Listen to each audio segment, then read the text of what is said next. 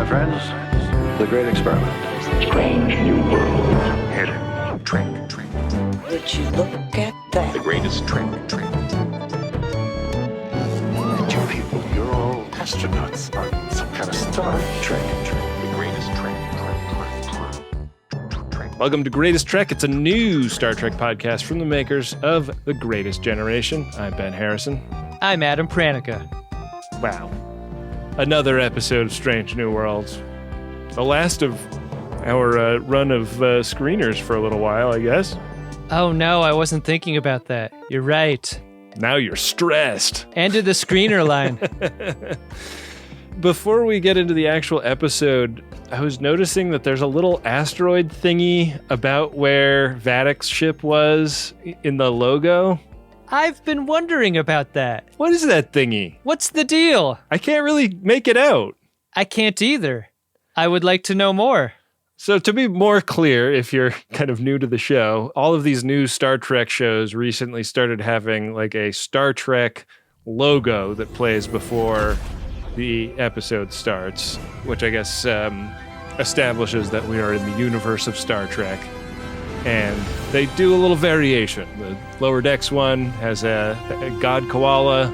The Picard Season 3 one had Vadic's ship, the Shrike, visible in there.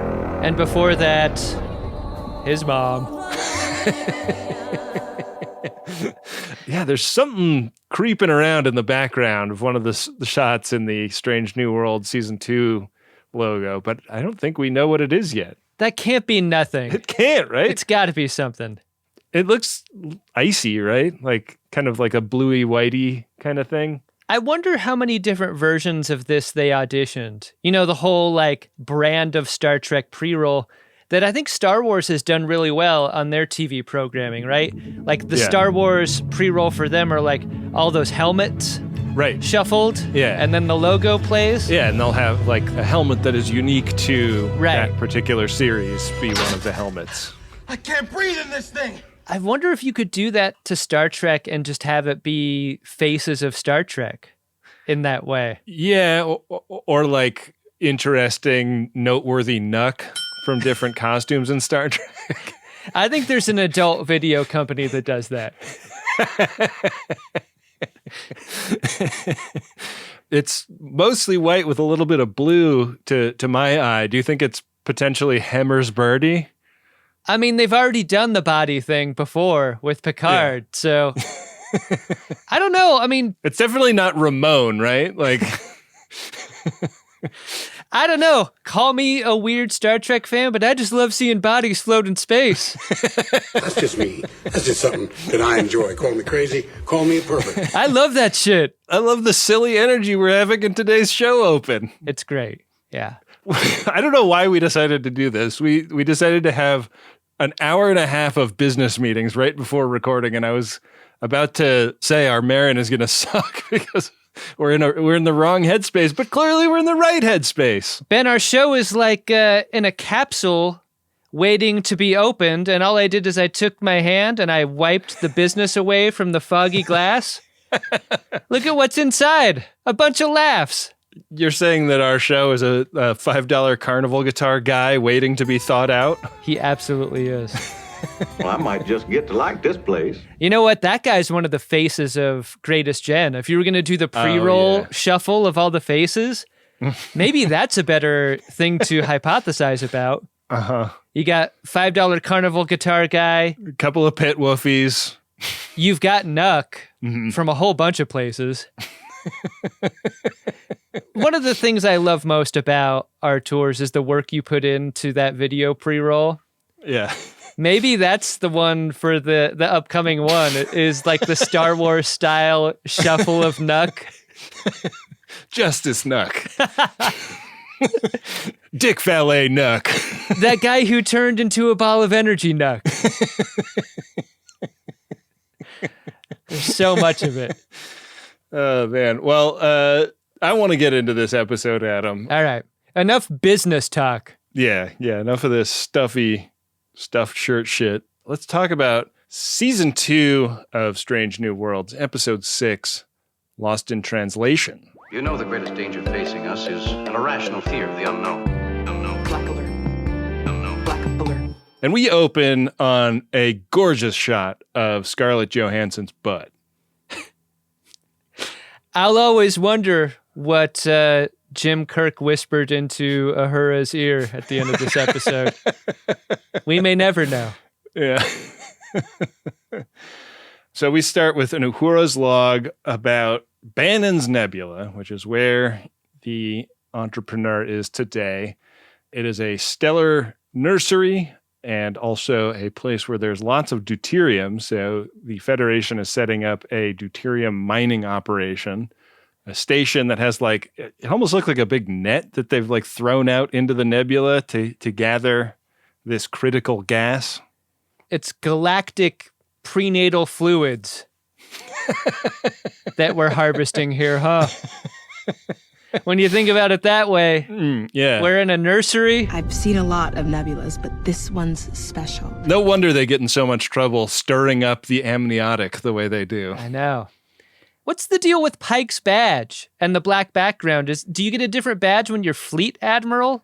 Yeah. Or fleet captain, I mean? I was wondering, and then there's also the two little notches at the bottom of the circle. I love the idea that based on your role for a mission, you might go through a little bit of a uniform change. Get a little new jewelry. That's exciting. Dress for the mission you have. Not the mission you want. Right. So, yeah, Uhura is kind of burning the candle at both ends. She says she hasn't really slept in like 10 nights. Yeah. Pike is dealing with this a lot better than our conversations with Wendy, which have taken the same tone. I don't know how much longer I can do this. Yeah. You guys are really putting a bunch of stuff for me to edit, like more than I can handle, more than I want to handle. More than anyone could handle reasonably. Right. We got a mention of Chief Kyle in this. That was nice. No, not Chief Kyle. He's so mean. I thought Kyle might be off the show, but it doesn't sound like it. I thought they replaced Chief Kyle with a different transporter asshole. I know. But evidently, he's still around. Also worth mentioning, we are near Gorn space. Yeah. There's some speculation that Starfleet selected Bannon's Nebula because of its proximity to where the Gorns are, and they're trying to build infrastructure to help in a war effort should one become necessary. I can't remember another Star Trek episode where right up top, either in the log or conversationally, someone brings up an ominous threat that does not appear that episode. I thought this was really deft of the episode to do, to just sort of present that danger and then not give it to us. Yeah. Because that was running in the back of my head the entire time. Like, at what point of greatest desperation are they going to choose to arrive to totally fuck shit up? I know. And like, you wonder, are the things that are going wrong in this episode ultimately caused by the Gorns? Or I thought the same thing. Who knows? No one asks that either, which I thought was weird. Yeah. Maybe they didn't want to keep ringing the bell. Right. And, you know, because at a certain point, it does become Chekhov's Gorn. Indeed. Indeed. That was like one of the greatest puns I've ever done on the show. You've done a lot of great puns. I'd say that one's fine. Wow. Hashtag justice for Chekhov's Gorn. I don't know, Ben. I just hold you to a higher standard than you hold yourself. Okay. Wow. Okay. All right. So they decide to go on a refueling run while they're here. And did we say that Pike is in command of the station and also the Farragut while they're here in town? And all the little shuttles, anything that constitutes a fleet. Yeah. Right? Yeah. All of the enemas. It's a really tiny little fleet. Yeah. Yeah. Some people are into that. The problem with this refinery is that it's not operational. And what good is that? What do you think Pike's rating is on WikiFleet? What is the rating system on WikiFleet? I don't know. I've run out of foot fetish specifics. Yeah. To say any more would be telling on yourself. Yeah, I don't know anything about that. That's somebody else's lifestyle, not mine. You don't often see Pike disappointed like this. Disappointed like a guy who's pulled up to the service station and there's a paper bag over the nozzle. This deuterium mining station is not operational. No. And the mission is to get it going. But while they're talking about how exactly to do that, Uhura hears something. Yeah. And she tries to put it on the speakers, but by the time she hits those buttons, the sound is gone. And she can't even find it. She doesn't know what it was. And she kind of cuts Pike off and says, I'm going to go do a full diagnostic on the comms array before he can even ask her what's going on. Mm-hmm. So off she goes down to one of the nacelles where she's actually doing something that I think you and I both do a lot around the house, which is watch a YouTube about how to like DIY a home renovation fix. This is so great. This is the only way I can get anything done at home. It's the only way I know how to use any of my tools. And it's really nice to see Hemmer again, right? Yeah. So this is a video that she made with Hemmer where he walked her through a full diagnostic of the comms array, which for some reason, I guess the antenna cluster is in the nacelle or something like that. So some of this has to be done in person in a nacelle. The nacelles are sort of the rabbit ears of the ship, right? That makes sense. I guess so, yeah. Does that mean the struts that they're on are like bendable, can be like re-angled if you need to? I think that would be dangerous to the person using that angled ladder to go up there. Yeah. Well, Pelia catches Uhura up here and kind of asserts some dominance in the space. What the hell are you doing inside my nacelle? She talks about how, Hemmer studied under her at the academy and, they're talking about, what Uhura is up to. It's very awkward, and this is a feeling that we get in other crew people's interactions with Pelia throughout this episode. It's awkward because Pelia feels as though she has not really been welcomed aboard the ship by Uhura. Like, Uhura has never talked to her. And it becomes clear by the end of the scene that is because Pelia is there occupying a space that was once occupied by somebody that was very special to her. This scene and every other scene like it made me appreciate Pelia more. Like, up until now, her character development has been the person who says the quiet part out loud, who just like bursts into a scene and is a little bit of a chaos agent that way. She's been the Cosmo Kramer of Strange New Worlds. Yeah, but when it comes to something like serious and emotional and weighty, that part of her character is paid off in this episode. Yeah. Because she's able to do this. This isn't just a sensitive person lashing out. Like, if you didn't know anything about Pelia, you'd be like, that's really confrontational, and maybe these people are still hurting. So maybe inviting the welcome wagon onto yourself is a bad look. But right. I think in the context of everything else we know about her, like, I really like the order of character operations with her. I do too. So we learned that there have been, quote unquote, organizational difficulties aboard this interstellar gas station. And the entrepreneur and the Farragut are basically here to whip the crew of this station into shape because they've been behind schedule. They're fucking shit up. The station is not getting put together and brought online fast enough. And part of why everybody is here is to provide like additional engineering manpower, but part of it is also that Una Chin Riley is a great leader of teams and can whip these people into shape and get it going the way it's supposed to. Nothing beats cleaning up somebody else's mess. Right. She's a good foreperson, you know? She's a good leader of people. And her attention to detail that we've known about from jump is going to be a great asset here, especially when paired with Pelia, who does not seem to possess those same qualities. Yeah. Pelia's weird, like, hoarder tendencies. Yeah. Indicate a mind that is organized in a slightly different manner. Yeah. Uhura hears this sound again as she's getting on an elevator, and This time it's clear that it's not coming through her like Bluetooth earpiece. She's like trapped in this elevator and the camera spins around and Zombie Hemmer is staring down at her. Zombie Hemmer is going to be a hit in the cosplay community, I think. Yeah, it really is. Because the makeup department did an excellent job with him. What a terrifying person. And what's crazy is like his already white eyes, nearly unchanged. Like you don't need to change the eyes to make this guy scary. Hemmer was already really scary. Yeah. Yeah. So we go that into the theme. And after the theme, we're back in sickbay where M'Benga is giving Uhura the news.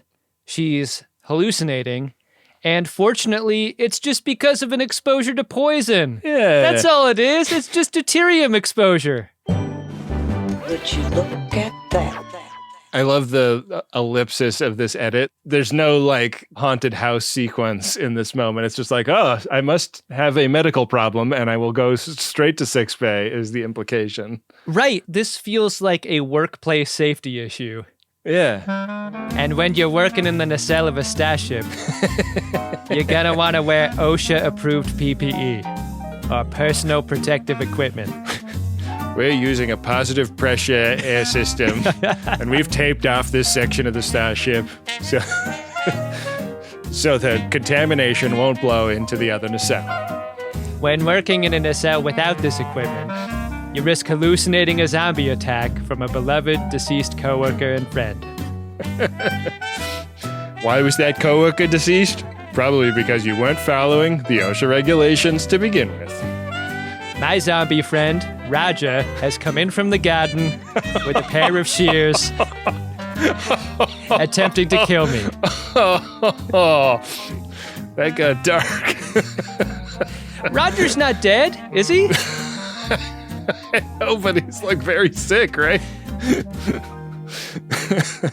Anyways, she hasn't been sleeping, and that's another big issue. Yeah. That they discuss. I love M'Benga's like, look, it's just poisoning from this thing you've been exposed to. You should consider yourself lucky you aren't suffering from the headaches or the blurred vision or the nausea. It's just sleep deprivation. Yeah. You need to rest. Down on the station, we get a little confrontation between Pelia and Una, and they are not getting along because Pelia thinks that the issues with the station may be deeper than just the maintenance logs are a little out of whack and the crew hasn't been led very effectively. Pelia thinks that there's stuff going wrong on a systemic issue, and Una doesn't want to hear that shit, and she just orders Pelia to like get the station up and running as fast as possible. Do you feel like with the way these shots on the station are composed, combined with the general crucifix shape of the station, that this is another one of those Event Horizon inspirations? Because this ship is dark. It is. And it feels haunted. And when you frame your characters with like this vast darkness above them, it feels oppressive and scary. Yeah. That's how I felt watching these scenes.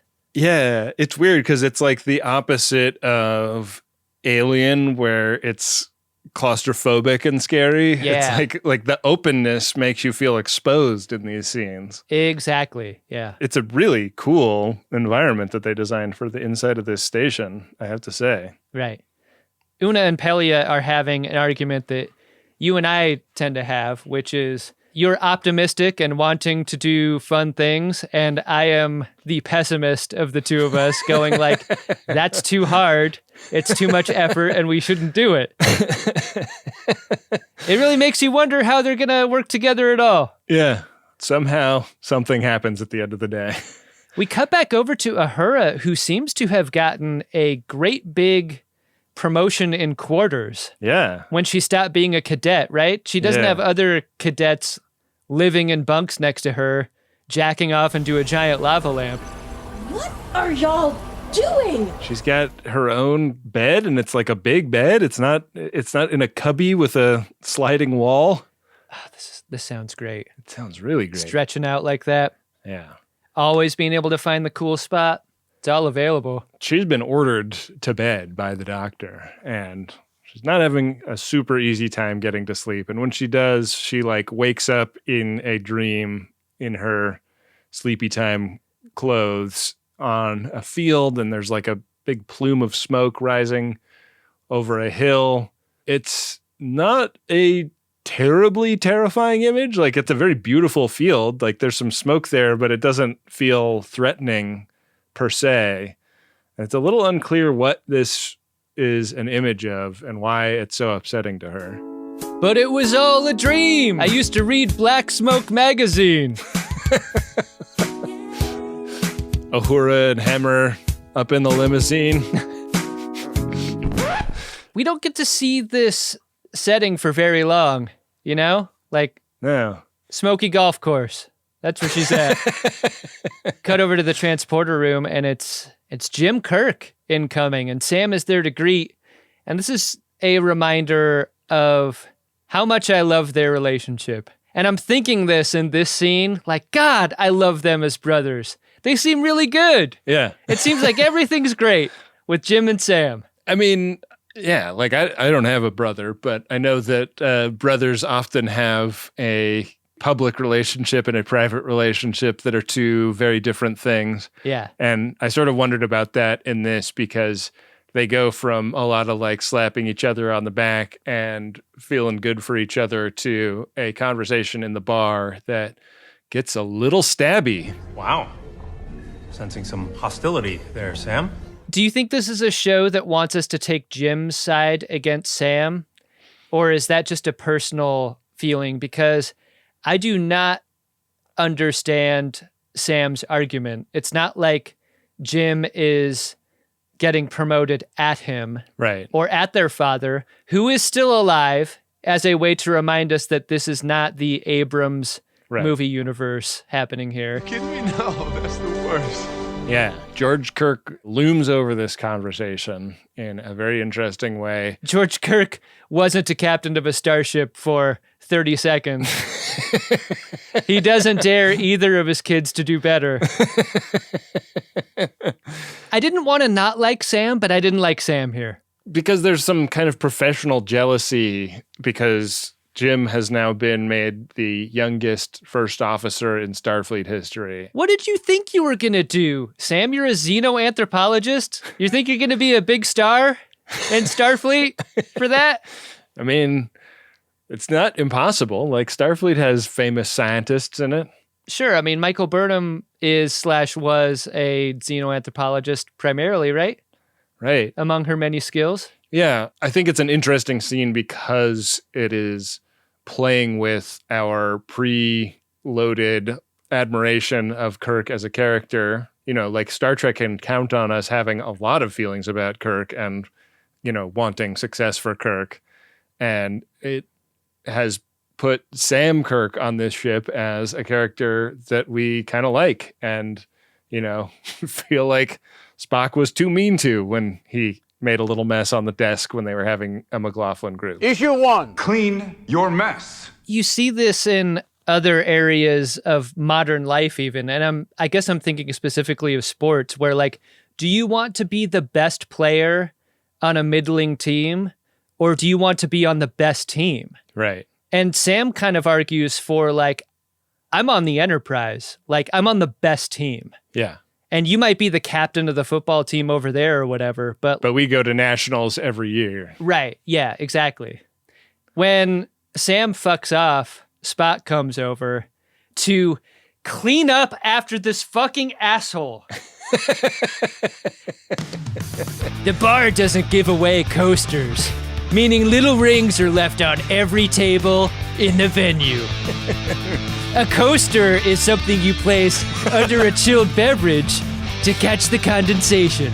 These can be printed with logos of the local establishment so that guests can take them home and remind them of how much they enjoy attending your venue. This is unsealed wood! You're making rings everywhere! Do you not respect wood? You're gonna warp somebody!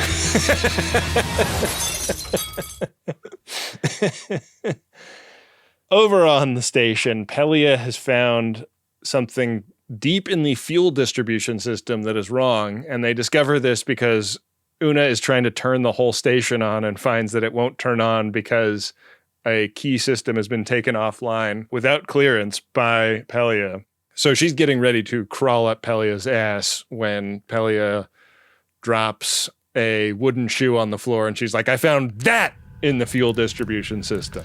Hence the word Sabotage. Sabotage. And Una like holds a hand to her nose and she's like, oh, that smells like deuterium. She holds it closer. Yeah. I was wondering at this moment in time if we were going to get an update on Spapple. Mm-hmm. Spapple's playing 3D chess, and Spock plays pretty fast. And he moves pretty fast because he wants to know if they're official yet. Mm-hmm. Because he would like to report that to the proper HR authorities. If there is anything to tell. Such a funny way to make a relationship official. Doesn't it seem soon? It does. Like, I didn't compare the star dates between the last episode and this one, but it kind of seems fast. Oh, yeah. Spock measures his star dates from the base.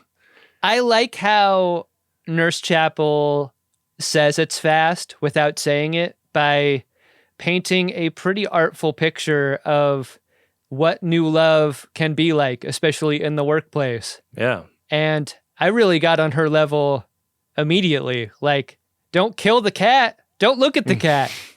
Ignore the cat. Yeah. Just enjoy that there is a cat, potentially. I mean, these are things that I do naturally. Just ignore the cat. Don't pet the cat. Mm-hmm. The cat is not a concern to me. Yeah. It's an elaborate metaphor involving Wittgenstein's banana. What the hell did you just eat? A banana? That is the last we hear about this relationship in this episode. But I think it was key that they put it in. Mm-hmm. We couldn't have an episode with them participating without a mention of where they were at. The greatest trick. Uhura interrupts them, and what's she doing out of bed is a thought that both Spock and Nurse Chapel have, because, I mean, to both of them, that she's kind of been ordered there. Right. But she's confident she doesn't have deuterium poisoning, and that's because the sounds she's been hearing first began on the bridge. Right. And unless there's a deuterium leak on the bridge, that doesn't exactly add up. Where were you on that in Benga? Like, the first time she heard the sound, she was on the bridge. You can't trace it back to the time she went to the nacelle. It's a really interesting scene of professional characters not listening to themselves, right? Because Chapel and Spock aren't trying to hear Uhura because she didn't obey their order to, take bed rest or whatever. And Uhura's frustrated because she's not feeling heard either. She's got new information that's come to light, man. And she's like, this is Star Trek. Why don't you believe the weird thing I'm telling you is happening to me? Like, that's another part of this scene that's baked in. Like, shouldn't you always believe Star Trek? Yeah. And then when they give her the manila envelope with the severed toe in it, she's like, what the fuck is this? What does it have to do with anything? It's just the stress talking, man. I don't even wear green toe polish. She goes over to the bar, and immediately Jim Kirk starts trying to mac on her. She shuts him the fuck down. But he wasn't trying to turn it on either. This is an unnecessary shutdown. You just look like you could use a friend. Do you think he was? I think he was. I guess you just can't be nice to people in bars anymore. Yeah. Guess you can't do that. Everything's not a hit. People can make conversations without it being a hit. She goes out of the hallway, and it's immediately a haunted house scene. The hallway's full of deads, and it's all shadowy and spooky, and evil Uhura comes out of one of the shadows, starts swinging a knife at her, and she hits on Kirk in a whole other way. Yeah. I mean, Kirk was just in the ball kicking machine in the bar, left the bar, and got into the face punching machine in the corridor. He is really cool about this. Especially with the ranks involved, and I'm really glad they brought that up. Like, yeah. Yikes. She could be in a shitload of trouble, but he's like, not only not jumping down her throat, he's also like, hey, let's not go to sickbay because then somebody will have to put this in a report and that's not going to be great for you.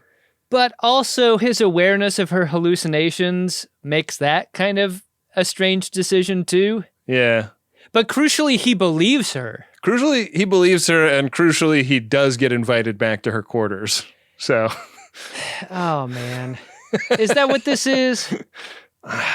It was hard for me to escape thinking that that was potentially what this was.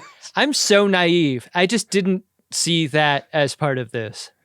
Yeah. I mean, he doesn't do anything she doesn't want him to do when they get back there. Right. So, to his credit. Kirk's like, yeah, I used to huff deuterium out of a rag in the academy, and I got a lot of the benefits, but I didn't get the hallucinations you're talking about. That's weird. Yeah.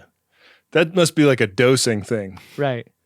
Right. Somebody that's had a plenty of a dose of deuterium is the saboteur who they find down on the station. And this guy is really freaked out. Yeah. Is this real life? This is Ramon. He's having a bit of a moment right now. Mm-hmm. He needs to be taken to sickbay. Yeah. So taken to sickbay he is. And this is when we get that red alert, right? Like, and it's just Uhura in her quarters and red alert starts and she like races up to the bridge. We're not given any, this is real, this is not real filmmaking stuff to tip us off at the beginning of this. No, and I think one of the qualities of this particular hallucination that makes it so scary is the sound design of it. Like, the bangers and how they sound when you're in her quarters sound so distant and huge. Yeah. By the time she gets to the bridge and the screen cracks and everyone's sucked out into space, like our lifelong ambition,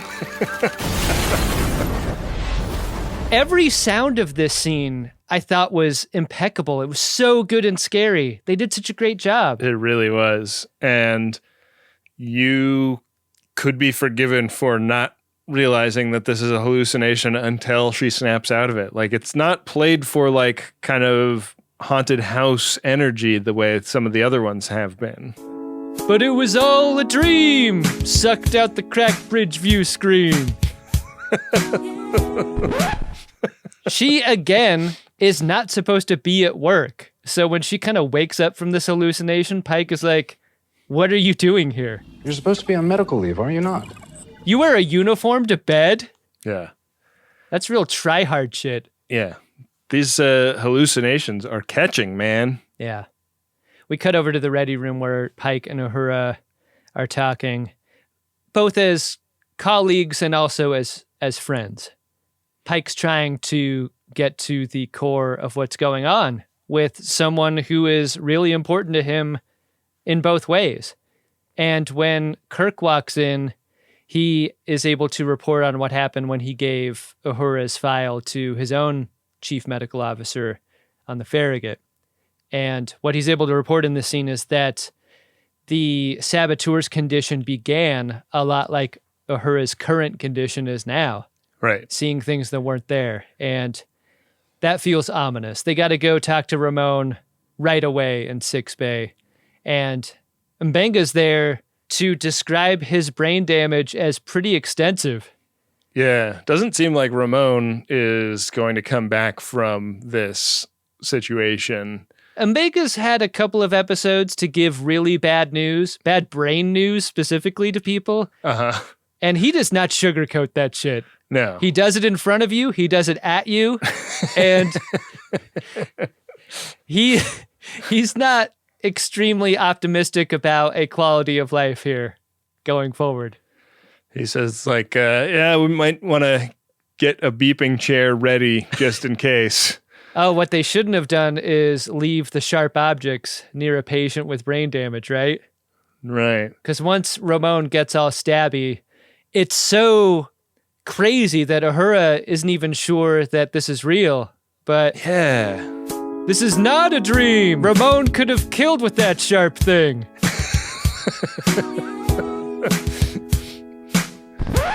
That's it. That's the last one. That's the last one? Yeah, that's all I got. Okay. But Jim Kirk kind of like grabs her by the lapels and like snaps her out of it. And I think unfortunately invites her along with him to go try to stop Ramon out in those halls. Yeah. Pike and a red shirt are in pursuit. And I sort of wondered, like, when the lights kicked off, if they were hallucinating. Like, this episode does such a good job of, like, not ever kind of showing its hand about what's going on before the drama of that has been used up. So Totally. It turns out that that's because Ramon is a saboteur and he has thrown more sabot into more systems. But yeah, they find somebody dead outside the ass lab, and Uhura hears this sound again, and she's like running around with a gun and Kirk, and I was like, I don't think you arm Uhura at this point when she's like as unsure about what is and isn't real, like, and self-professed, like she knows that she isn't totally gripping reality right now.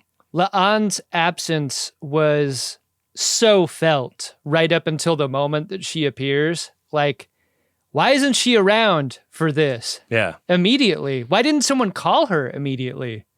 Maybe they did. Did they? Cut that if they did. I'm sure they did. How about no? La'an has no poker face when she bumps into Kirk. Yeah. Yeah, I like this moment. Seeing him is really intense for her. And if you're Kirk, though, do you feel like a lot of women look at you this way? To the extent that you're used to it, maybe? Yeah, maybe. Like, I know you and I will never know this, but like to be looked at like that for someone who looks like Jim Kirk. Yeah. It's got to just be the way people look at you. We need to score a lot of Latin fast. Licensed businessman.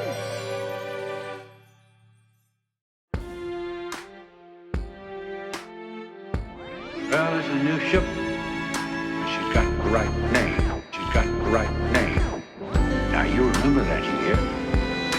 Uhura has been separated from the group with her gun, and she, of course, finds the panel that Ramon the Saboteur opened up to go into the nacelle, and it's covered with blood, and she radios up that she knows where he is, and they're like, okay, just stay where you are, we'll come get you. But no, she goes up the tube, and fuck, man.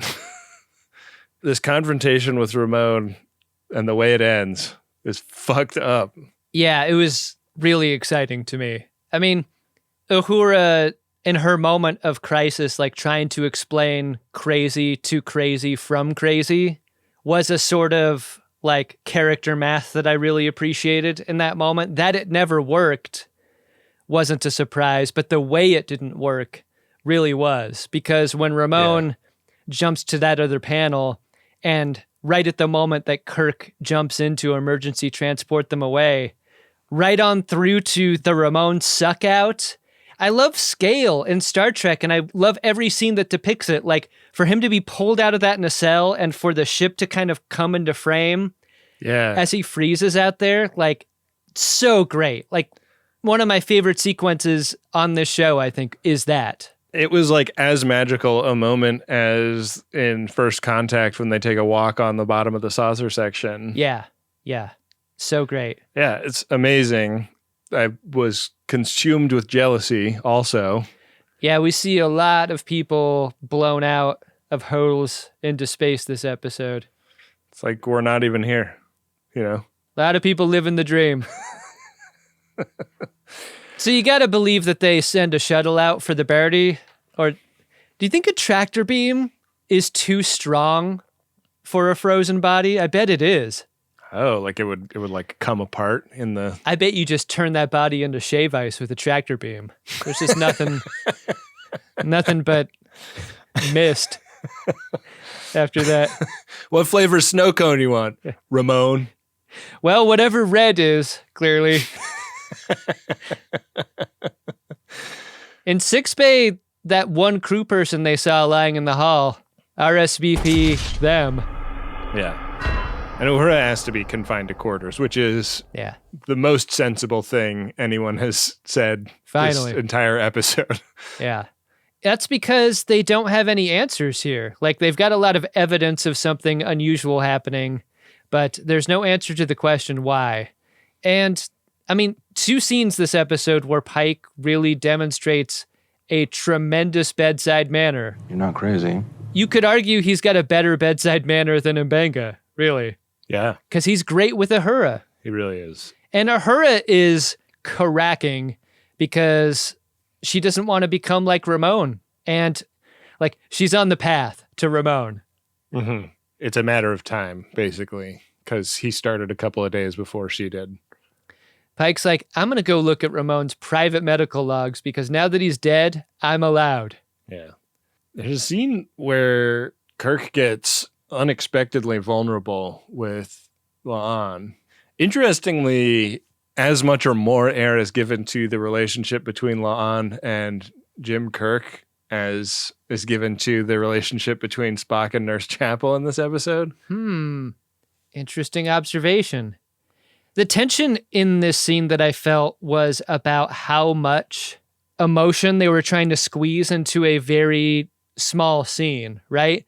This was like La'an putting the headphones on Jim Kirk's head and playing the Harry Chapin song and them experiencing a great emotional moment between them in a very efficient amount of time. Like, La'an gets him to convey this feeling he's had. Hey, if my dad chose helping total strangers over me, it must be important.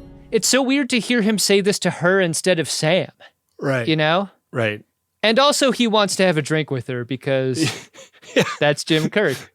He ends this extremely intense meet cute adjacent scene with asking for a date. And yeah. Over on the array, Commander Pelia Biden is trying to suss out where the beef is with Una Chin Riley. That is malarkey, and you know it. It's clear that there are 2 problems occurring simultaneously, the problems with the station and their relationship. Yeah, and I kept wondering, like, the scene where Pike and the security guy were running down the dark hallway, is this tension related to the thing that's causing Ramon and Uhura's hallucinations, you know? Like, is something affecting all of them? Like, is that why Pelia has smoke with Una and it's not? Do you think the episode wants you to think that, or it's a mistake to have that creep?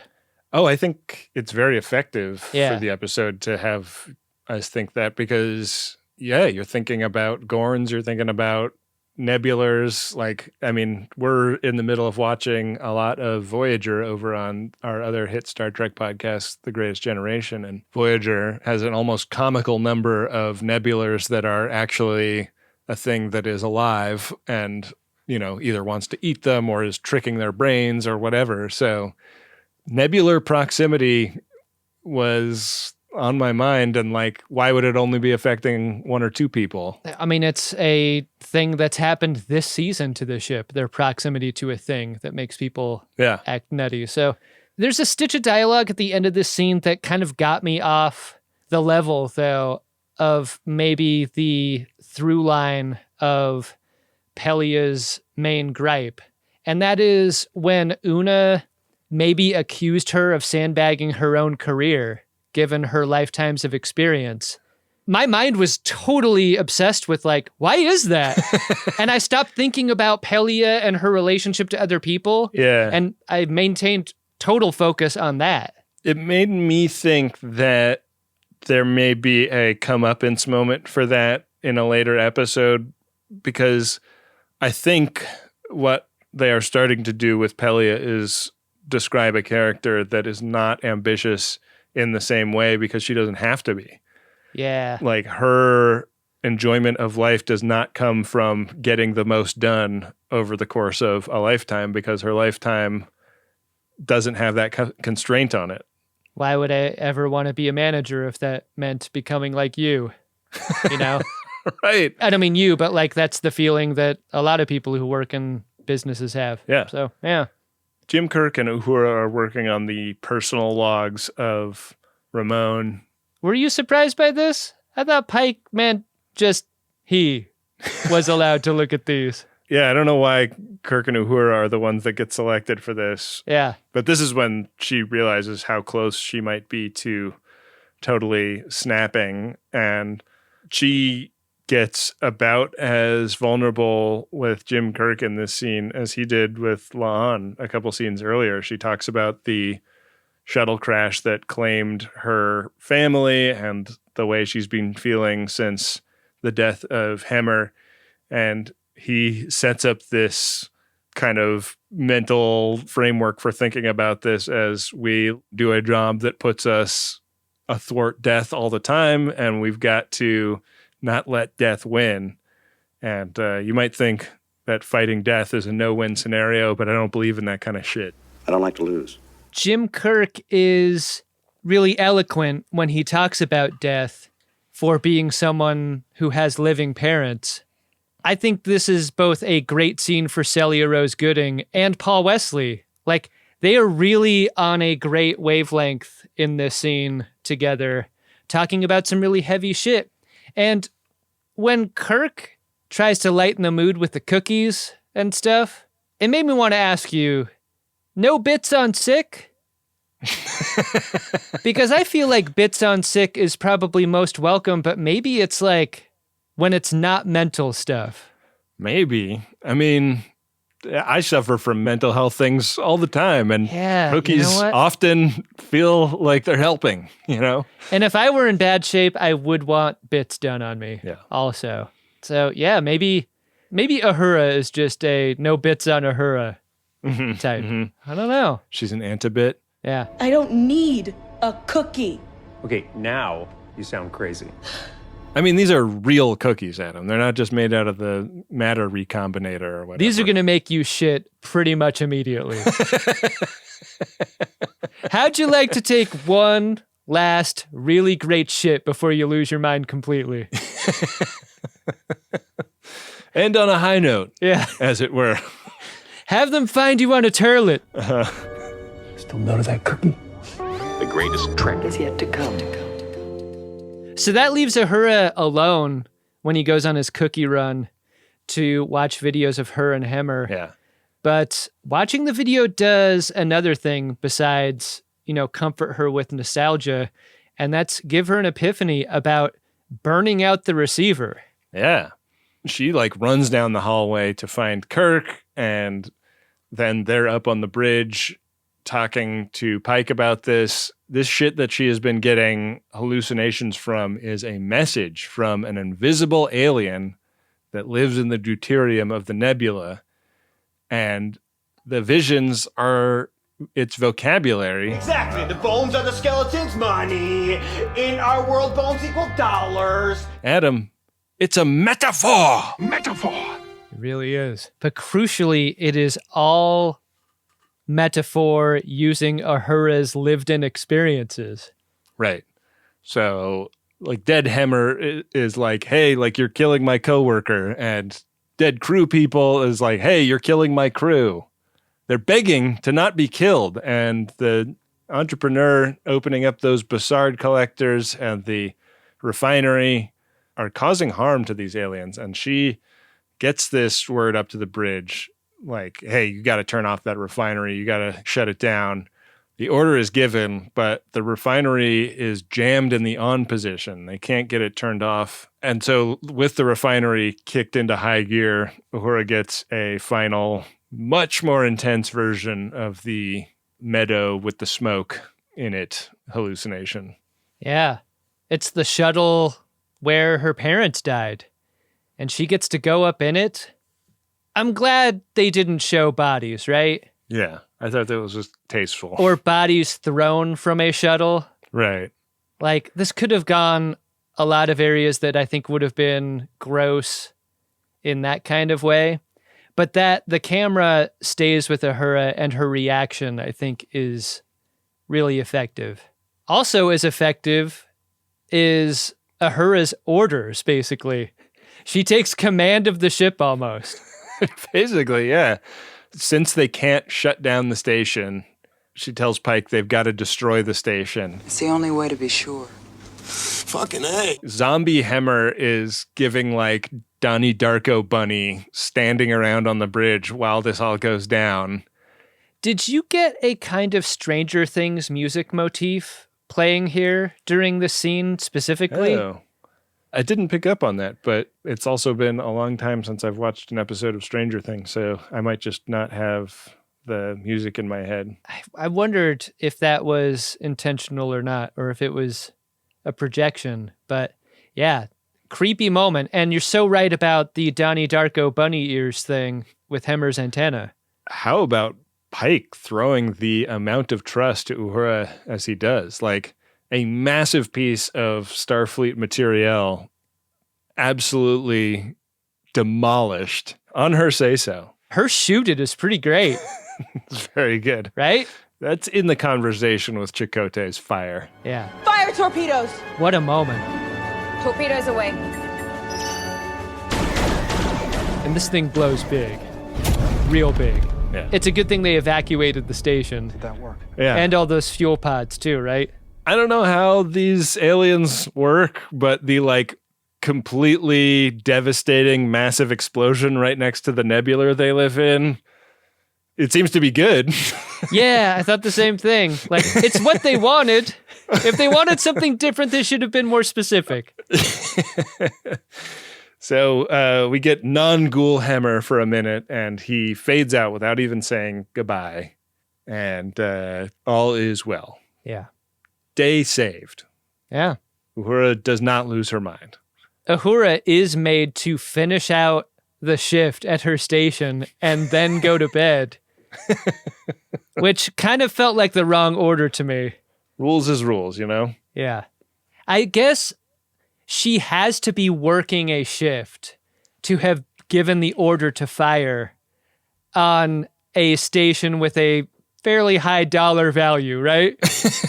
They can bill me. Like, if she weren't on the clock, I think this is a far worse look. Like, right. Pike talks about making it his responsibility, but he still has to kind of describe the scene and write it up. Oh, yeah. No, it gets much, much more complicated when it's like officer involved starship attack, but the officer was off duty and like the unregistered starship that she used to fire the torpedoes. Real messy. Yeah.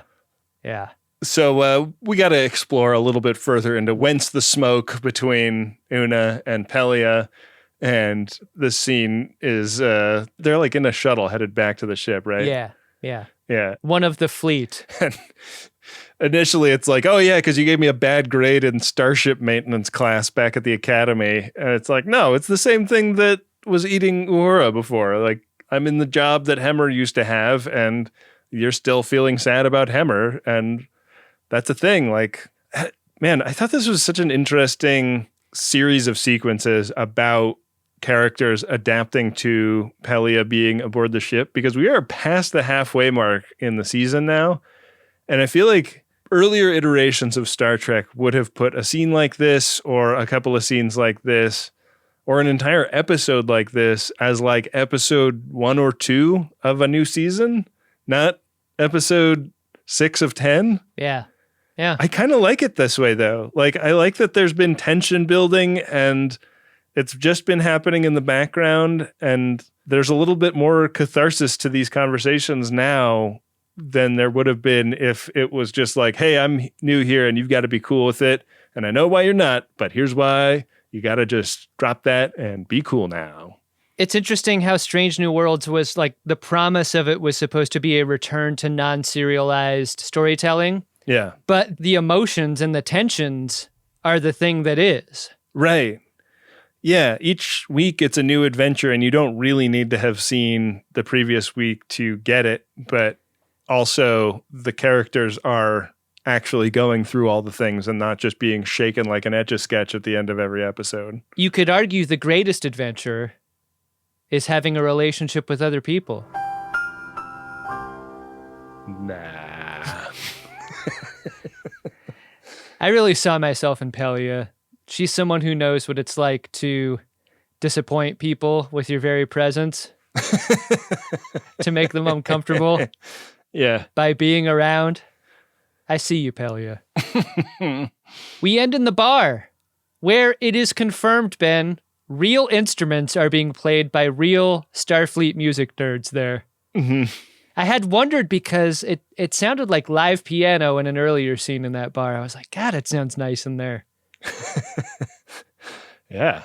It's a real chill hang over here on this ship that just lost a nacelle and took a shot at a huge piece of Starfleet infrastructure and blew it up.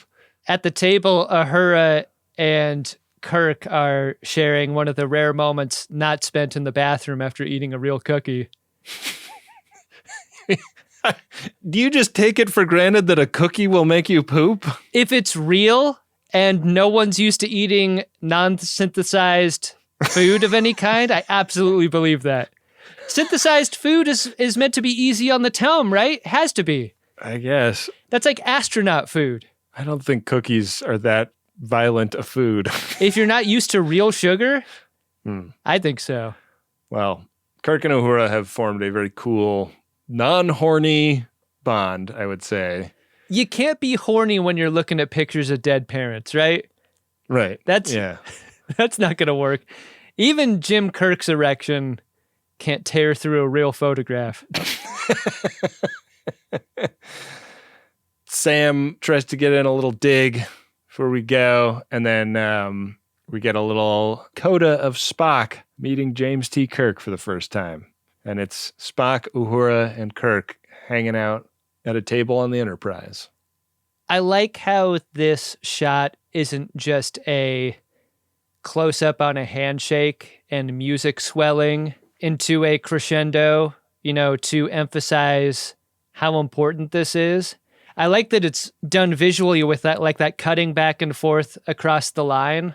Yeah. Putting Uhura in the middle of it, and then doing that cut across, and then we're just kind of pulling back through the bar. And the reason I like the pullback is to show, like, this is a significant moment to a Star Trek viewer, but in the world that's happening all around them, these are just two people meeting for the first time, and like Star Trek life is happening all around them. Star Trek is a place. Star Trek is a place, and this is that moment that maybe most clearly articulates that the most recently. Yeah, it was a really cool way to end the episode. Yeah. But did you like this episode, Adam? She'll always bring it home.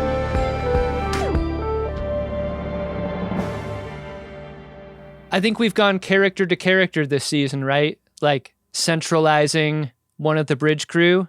And this was Uhura's time. And I thought it was a great Uhura storyline. I would rather not see her suffer. Like, yeah, especially mentally, there's something so acute about watching mental degradation happen. You don't like that. Yeah. And I didn't like the speed with which it was happening. But one of the things you and I have heard from a number of actors on this show, completely unprompted, is like, Celia Rose Gooding is my favorite actor on the show. Like, other actors have said that. They're like, she fucking kills. Yeah. And this was an episode that showed her work through all of the gears of her abilities. It was great to get that kind of focus on her for the full hour.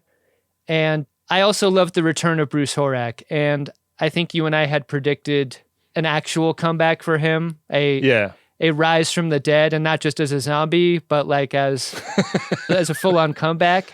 Yeah. If this is all we get of him, and if maybe he returns from time to time in YouTube videos when Uhura is doing work, I think I can accept that. But I really do miss his whole deal, and it was really great to see him again. So, yeah, good episode by and large for me. What about you?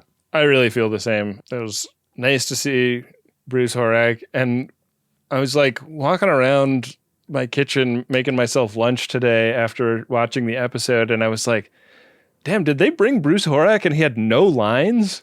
Because I was just thinking about that moment where he like fades back to non-zombie Hemmer and then disappears. And then I was like, oh no, of course he had lines in the YouTube video, but he didn't like ever say anything in the rest of the episode. Like all his lines were about like technobabble, which is kind of an interesting choice. Like when a character has that much emotional weight to bring them back to have them have an opportunity to say something else. especially in scenes that are as emotionally fraught as these ones are, it is such an interesting bit of writing restraint to decide not to take advantage of that. So I really liked the episode. And yeah, I think it's a good Uhura episode, but it also does a great job of keeping the ensemble really involved, and like everybody gets an interesting moment or two in this ep. Yeah. Yeah, I agree. Well, do you agree to a proposal of mine to go to the spreadsheet where we keep the priority one messages and see if there's anything in there? Yeah, I mean, when you put it that way. Priority one message from Starfleet coming in on secured channel. Adam, we have a personal priority one message here. It's from yourself, also known as Lieutenant Junior Grade Taylor Krabiel, and it is to myself, Lieutenant Taylor Krabiel. It goes like this. Congrats, self, on the promotion to Lieutenant. To celebrate, we will keep with our wedding down tradition of buying a P1 on the podcast that helped us find the NOAA Corps. Also, you are doing a great job as the ops officer on the NOAA ship Fairweather, sailing and surveying the waters of Alaska. Thank you, Ben and Adam, for helping me find a real-life Star Trek career. That's Taylor K., who sent us NOAA shirts and sunglasses and challenge coins recently. Yeah, Noah went to the Fairweather gift shop, loaded up. Taylor went there. Oh, shit. Not everybody in NOAA is named Noah, Adam. Some of them are named Taylor. Thanks, Taylor. Sorry, Taylor. We got a pronunciation guide on Noah, but not on Krabiel. I hope I'm doing justice to Taylor's last name. I think you got it right. You got it better than I got his first name, which I said is a completely different name. It's Noah, spelled Tay. We got some stuff from the NOAA ship Fairweather on a recent Code 47, which I think will be viewable on YouTube by the time this episode comes out, right? I think so. Yeah.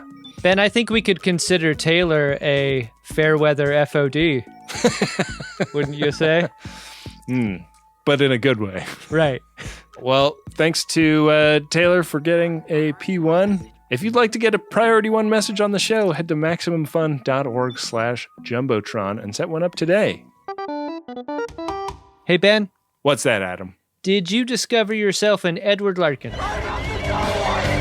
Edward Larkin! I'm giving it to James T. Kirk for meeting Uhura and immediately putting the moves on. I think that not everything is a hit, Adam, but this was a hit.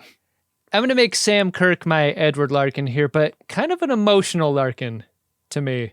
Kind of chaotic emotionally. And when we see the inside of his xenoanthropology office, I think they held back a little bit on how messy that could have been. Mm-hmm. Like, to sort of prove Spock's point about him. Right. It has all of the tchotchkes of, like, a neat place where science is done with, like, all the little skeletons and so forth. But if it was just, like, piled high with, like, a bunch of shit. Like a Harry Mudd mad scientist laboratory. Yeah, I would enjoy that quite a bit. I mean, that's not the reason he's my Edward Larkin, because if it were that messy, I think that would have helped. It's funny, like, Sam is the older of the two brothers. Yeah. And he really is giving jealous younger brother energy pretty much the whole time, though, which feels unusual to me, if that's what's happening. I would like to meet their dad, though, and I hope that someday happens on this show. Yeah. Do you think they can afford their dad? Like, find a Hemsworth, cast him, make him the dad. Anyway, yeah, Sam Kirk, Edward Larkin. Good Larkin, Adam. All right. We got one last segment before we go. And it's the Warning Bois section of the podcast, in which we call out nice things that folks have said about our show on social media that would serve as an invitation to the right kind of person to perhaps sample what we've got. And a warning to the wrong kind of person to stay away. We're not for you. Prepare a buoy and launch it when ready. Warning buoys. An emergency buoy. The warning buoy. The warning buoy that I've selected today is from Tryhard3000. They just send a message to the @GreatestTrek at friendsofdesoto.social account on Mastodon. What is Ben's General So recipe? Because I talked about making some General So's chicken homemade recently on the podcast. I do not have a go-to recipe for General So's chicken. I really enjoy General So's chicken. I know it's not authentic Chinese food. I know that the first restaurant to open in China to attempt to put the Chinese culinary consumer onto the existence of this delicacy of American Chinese food immediately had to close because this is not a palatable dish if you grew up in China, apparently. Yeah, I learned that from that documentary. You probably saw the documentary, right? I did not see the documentary. There's a full-on documentary about figuring out the deal with General So's chicken. It's called The Search for General So. It came out 10 years ago. It's great. I got to watch it. I read the Wikipedia article a while ago, and it's a long and weird tale. But my go-to recipe is literally just whatever comes up first on Google search. I will say that the thing that has made the difference for me is picking a recipe that calls for, and I'm sure I'm butchering the pronunciation of this, Shaoxing wine, which is like the type of cooking wine that a lot of Chinese cuisine uses and is pretty easy to find at like a Asian grocery store. I think that is the thing that separates the very homemade tasting General So's that I've made to the more like this tastes like what it tastes like in a restaurant. Yeah, yeah. Like having a little of that cooking wine in your sauce really seems to make a huge difference. So that's the only hot tip I have on General So's chicken. My hot tip for General So's chicken is to just order it out. It's hard to find on the West Coast. It's one of those dishes that is just like, it's so good when you get it. Yeah. And so often disappointing when you try to make it. Yeah, that's true. It's just weird. Like no Chinese restaurant in delivery radius of my house makes it. And it's staggering to me because I lived in New York for 15 years and you're basically not allowed to have a Chinese restaurant in New York if you don't have General So's on the menu.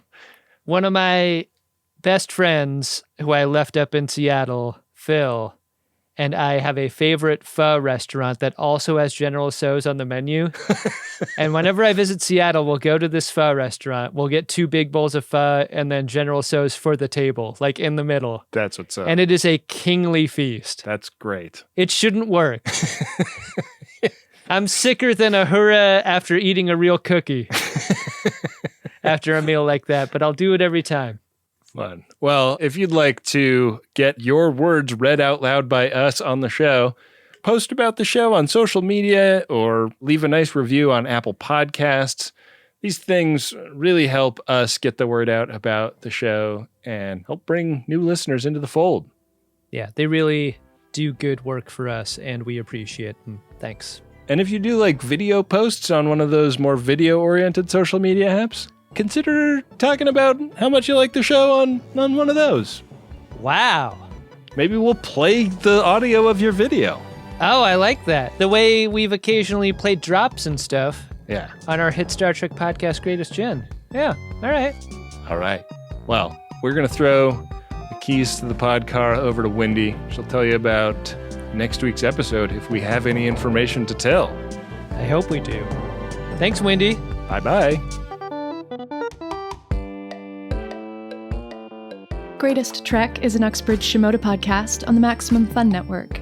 It's hosted by Ben Harrison and Adam Pranica, and it's produced and edited by Wendy Pretty. Next week, we'll be back with a review of Season 2, Episode 7 of Star Trek Strange New Worlds. It's called Those Old Scientists. In the meantime, don't forget you can show your support for the writers and actors on strike by donating at entertainmentcommunity.org. All of the original music for this show is composed by Adam Ragusia. He has a podcast and a YouTube cooking channel that you can find by searching for Adam Ragusia. Thanks to Nick Ditmore for creating the show art and Bill Tilley for managing the @GreatestTrek social media pages on Instagram, Twitter, and Mastodon. Follow those accounts and use the hashtag #GreatestTrek when you talk about the show online. Max Fun members are making the podcast possible with their monthly support at MaximumFun.org/join. You can become a member and get access to all of the network's bonus content along with all of our gratitude. We really appreciate your support. Thanks for listening. We'll see you next week on Greatest Trek.